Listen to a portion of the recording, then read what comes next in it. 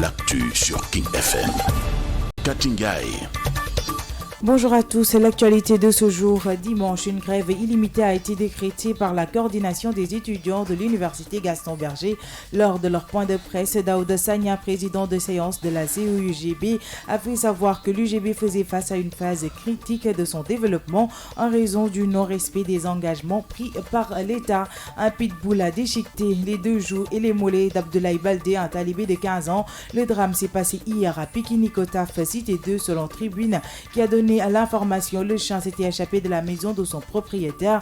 Son maître est ainsi arrêté et poursuivi pour coups et blessures. Le talibé a été évacué à l'Institut Pasteur de Dakar. Après le drame d'Oussy, c'est au tour de Guet-Ndar de subir les foudres de la mer. Une pirogue de pêche a chaviré, causant ainsi la disparition de 5 pêcheurs, dont 2 frères et leurs cousins. Selon le quotidien, la pirogue a été retrouvée sans ses occupants. International au Burkina Faso, une église catholique a été la cible d'hommes armés à Dablo. 6 personnes dont le prêtre ont été tuées. Les assaillants sont arrivés alors que débutait la messe et ont fait feu sur les fidèles. C'est la première fois dans le pays qu'une église catholique subit une attaque terroriste. Sport, à la fin de la saison 2018-2019, Sadio Mané comptera 22 buts inscrits en Premier League sans penalty. Les co-meilleurs buteurs avec Salah et Aubameyang. Oui au sport.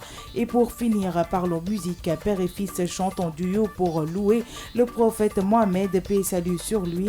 Voici des titres que Moustapha Mbaye et son fils Tarba Mbaye ont sortis pour mieux accompagner le mois béni du Ramadan. Pour rappel, le nouveau single a été joué en exclusivité sur le plateau de l'émission Quartier Général. Nous y reviendrons.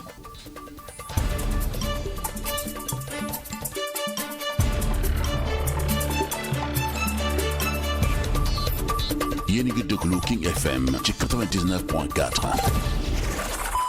mbokki da leen ak jàmm ci seen tënkum xibaar dañu koy tàmbali ak grève illimité gi nga xamante ne ñii di coordination des étudiants bu université Gaston Berger nag ñoo ko amal ni ki dibeer ab point de presse nag jotoon nañu ko def ba kii di Daouda Sagna nekk président de science de la CUGB xamle ni UGB nag fi mu nekk nii dafa daal di jànkonteel ay jafe-jafe yu métti jëm nag ci wàllum développement wum li waral li ni mel rek moom moo di ñii di nguur gi nag jotuñu daal di respecté li nga xamante ni moom la ñu waxoon ak ñoom buñ ca jógee rek dañuy waxtaanee jéyee ja nga xamante ni moom moo amee foofu li ca Pikine Icotaf cité 2 ab talibé boo xamante ni mu ngi am fukk ak juróom-ñeenti at nag moom nag la ab pitbull daal di matate lex yàq molaya moom mi le mu ngi wuyoo ci turu Abdoulaye Baldé fi mu nekk ni le yóbbu nañu ko nag ca l'hôpital Institut Pasteur bu Dakar ñi nga xamante ne ki nga xamante ne sax nag moom moo daal di moom xaj bi le bu nu sukkandikoo ci tribune mi joxe information bi ñii di takk deri daal dinañu koy teg loxo toppee ko nag wàllum coups et blessures. Ba tey rek dañuy waxtaanee wàllum jëye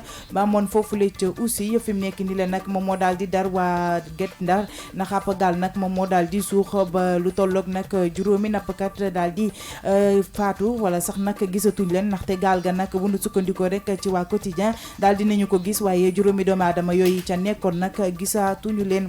Dañuy daal di dem ca bitim réew foofu la ca Burkina Faso ab église catholique la ay góor yu yor ay gànnaay nag daal di dugg foofu le église ba nag ma nga féetee ca Dablo lu tolloog nag juróom benn doomi aadama ñàkk nañu ci seen bakkan prêtre ba yi tamit ca la bokk ñi def li ni mel rek dañoo daal di dugg bi nga xamante ni ñoom ñi dee commencé na seen ab mees daal di leen tiré ay balu fetal ci fàttali rek foofu leen nag ca Burkina Faso bi la yoon nag moom moo njëkk ab église catholique nag ñu daal di fay amal ab attaque terroriste. Wàllum tàggat yaram fin wu saison 2018-2019 gi di Sadio Mané daal di nay dugal lu tolloog ñaar fukk ak ñaari but ci wàllum Première Ligue te nag ab penalty bokk ca ba tax nag mu daal di nekk co-meilleur buteur ca wetu ki nga xamante ne moom moo di Salah ak Aubameyang bu ñu sukkandikoo ci waa Wiw Sport. ngir jeexal tënkum xibaar yi rek dañuy waxtaanee wàllu musique ak papa ak doom bi nga xamante ni dañu daal di wëy ñoom ñaar kii di prophète Mohamed, paix et salut sur lui.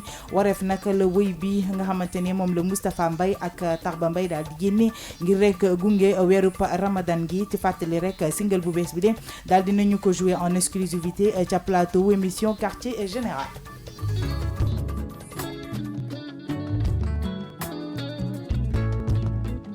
ما بين منبره وقبره يمن بنينا روضة وجانجة.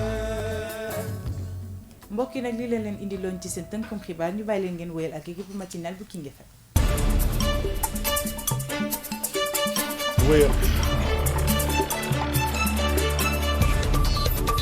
Rejoignez-nous sur notre Facebook, Twitter, Instagram, King FM, première radio digitale